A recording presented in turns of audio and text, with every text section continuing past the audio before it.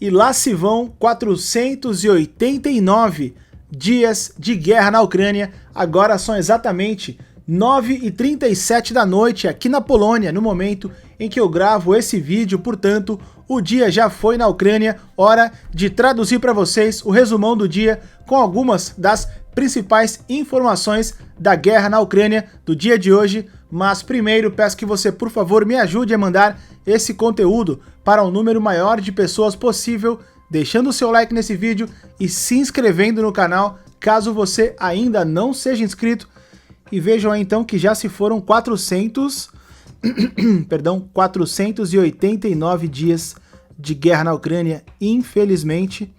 E no dia de hoje, começando já falando dele, presidente da Rússia, aqui ó, Vladimir Putin apareceu em rede nacional. Ele usou a estatal russa para agradecer a todos os envolvidos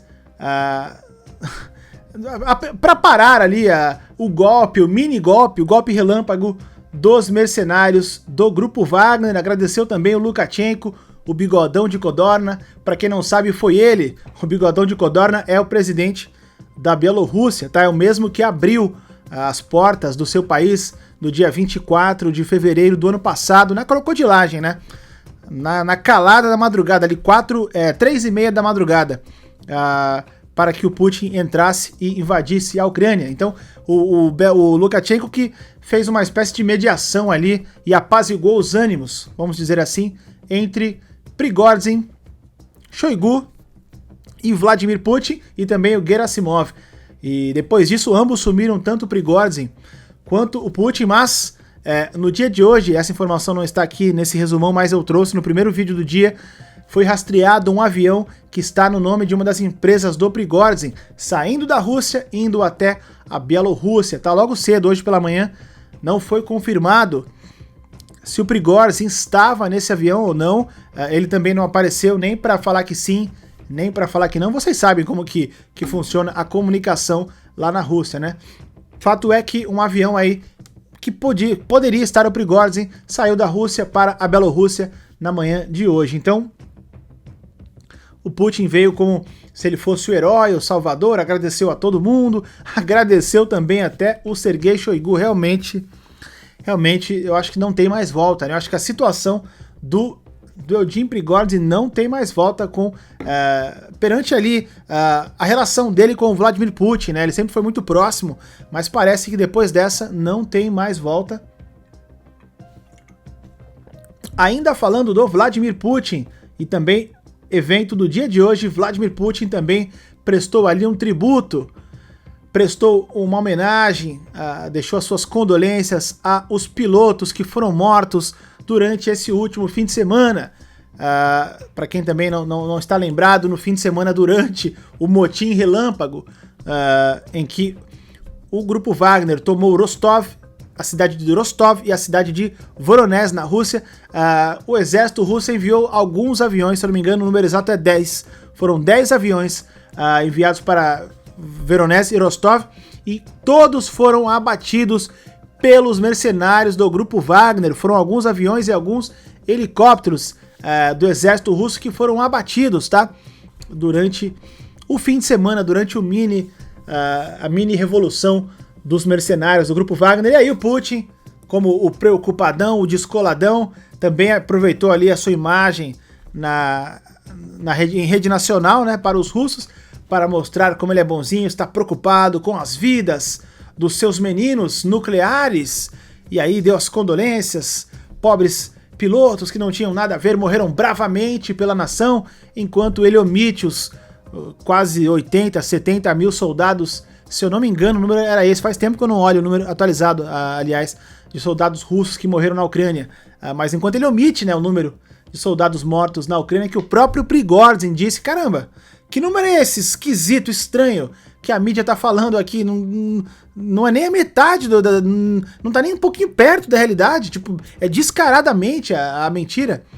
A mentira foi tanta da mídia russa que espantou até o Prigozhin, que deveria estar acostumado, né? Aí agora falando dele, o Prigozhin, o Karekovich russo, Karekovich, ele realizou um áudio ele divulgou um áudio de 11 minutos no Telegram, em seu canal no Telegram, defendendo os seus soldados, enaltecendo as ações dos seus soldados na chamada Marcha até Moscou, ou Marcha da Justiça. Aqui a matéria falou Marcha em Moscou, mas eu acho que era Marcha da Justiça. No último fim de semana ele parabenizou. Então vejam que continua a mesma coisa, né? A guerra de narrativas, continua, né? De informações. O Putin, por um lado, parabéns aos envolvidos, o exército militar russo, o exército russo, a Força Nacional Russa, todo mundo que se engajou para evitar o golpe no fim de semana. Como se fosse por ele que parou o golpe. Não foi o Prigozhin que voltou porque quis, não. E o Prigozhin, por sua vez, enaltece também os seus homens, parabéns, foi um sucesso. Lembrando que no dia de hoje, eu até trouxe pra gente, traduzi uma matéria que mostrou que vários prisioneiros de vários grupos militares parecidos com o do Grupo Wagner, do Prigozhin, se revoltaram, tá? Contra o Prigozhin, porque, segundo eles, ele os fez de palhaços. Estavam todos preparados para partir ali para cima de Moscou, derrubar o pudinzão de vodka, né? Derrubar o Vladimir Putin, adentrar ali o Kremlin. Eles, segundo alguns grupos, eles iriam apoiar o Prigozhin até o fim, estavam prontos ali, foram motivados pelas ações e pelo vídeo, né, do Prigozhin. Quem não se lembra, ele gravou um vídeo na sexta, né, e poucos minutos depois já meteu o doido e foi pra cima de Rostov, depois de Voronezh, e tomou, sem nenhuma resistência. Aí depois foram enviados aviões, né, que todos foram abatidos. E no dia de hoje, então, eles xingaram, eles se revoltaram contra o Prigozhin, tá? Alguns prisioneiros na Rússia, porque eles queriam que o Prigozhin fosse pra cima, e não que ele recuasse, como ele fez, né? E agora falando... e aqui, ó, isso aqui é uma atualização.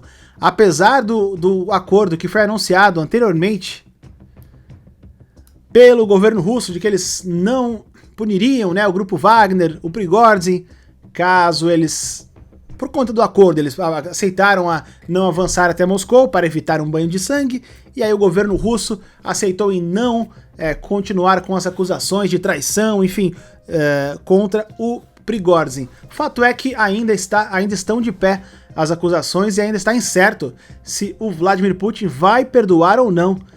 Lembrando que o ano que vem é ano de eleição, lembrando que Prigozhin é um forte candidato à presidência da Rússia, a sentar a sua busanfa na cadeira dourada nuclear do Kremlin, e ele saiu muito querido, né, ovacionado pelos russos. Vocês viram quando eles saíram de Rostov ali, o cabeça de aeroporto russo tirando foto como se fosse um popstar, né, o cabeça de nós todos, e aí todo felizão, todo mandando foto, o Prigozhin, né, estou falando do Prigozhin, e isso assustou o Putin. Isso assustou e ameaçou o Vladimir Putin, que por sua vez deu uma sumida, raciocinou, falaram que ele sumiu, que ele fugiu, que ele foi para São Petersburgo, e no dia de hoje ele me aparece todo serelepe, falando ali em rede nacional, e as acusações ainda estão pendentes, tá?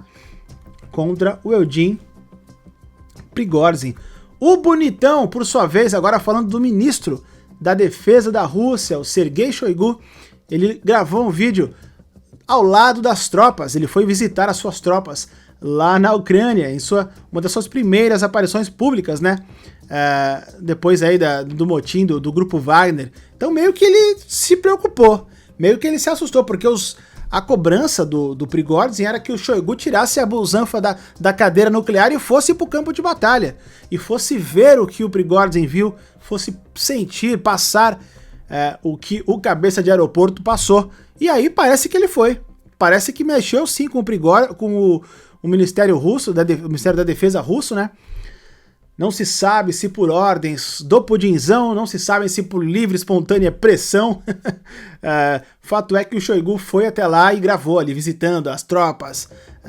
Lá estilo Evgeny Prigozhin, né? De coletão. Eu vi essas imagens também. Que mais que aconteceu?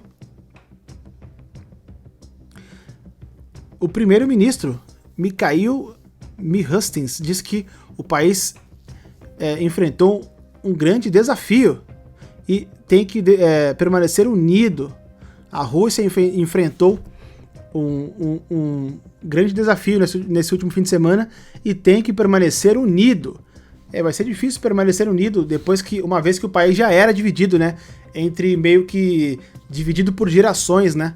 Os mais jovens são contra a guerra do Putin, os mais velhos meio que são a favor, parece que em sua maioria, e agora ficou dividido a bagaça toda. Já até os mais velhos estão contra o Putin, porque o Prigozhin, apesar de os mais novos não gostarem dele também, ele tem uma parcela dos mais novos, da molecada que gostam dele pela atitude, né? Que eu até falei, ele pode ser o que for, aquela praga, bicho ruim, sabe? Mas ele ele é doido, ele põe a mão na massa, coisa que o Putin não fez, e isso agrada algumas pessoas na Rússia, esse jeito dele de colocar o peito e ir, né? Não estão nem aí se tá fazendo a coisa certa, só porque ele está lá, eles estão meio que, né? Minha bateria está acabando, é isso? Enfim, então ficou mais dividido ainda, né? Depois do evento do fim de semana. E vai ser difícil o país ficar unido. Lembrando que acidentes acontecem, né?